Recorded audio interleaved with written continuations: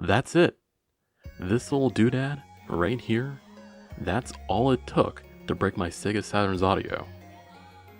You might remember, a while ago, that I picked up a Sega Saturn at a flea market, and that not only did the CD drive not spin, but the audio was completely messed up.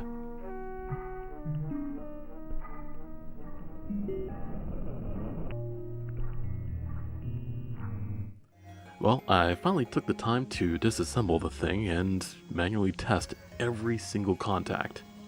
I referenced the official repair manual and everything. When all hope seemed lost, I happened to look at the CD drive at just the right angle and noticed that the leg on this oscillator had snapped off. What you're seeing right there is what happened after I had barely touched it. Anyway, after a quick search and stumbling across a Reddit post where someone else had the same issue, I discovered that this oscillator is actually responsible for the audio timing on the sound processing chip. Well, it's an easy fix, right? I'll just search for a matching oscillator on DigiKey or something and, well,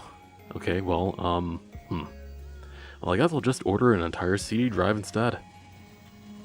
So according to the eBay listing, these two CD drives apparently don't work, but when I tested the frequency of their oscillators with my multimeter, I confirmed that they at least had working oscillators. I desoldered the oscillator from one of the broken boards, and then desoldered the one on my board, and then soldered the new oscillator to my board. It only took me about 10 minutes total. I wasn't expecting a miracle, but when I booted it up, I could instantly tell that it worked. The CD drive even spins now. It still won't read discs, but that's to be expected. With that said, what am I going to do with it now? Well, I definitely have a few games that I want to try.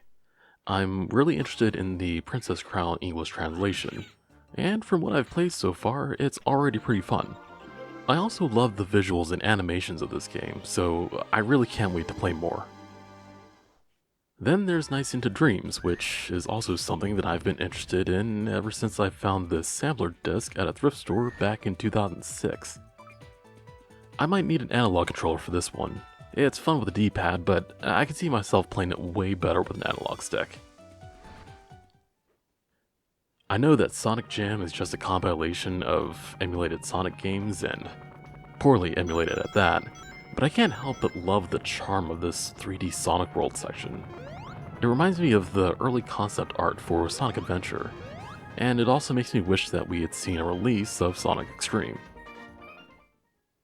I'm not very good at it, and it's not the best port of the arcade original, but any version of Daytona USA is a fun time. I mean, who doesn't love that soundtrack, right?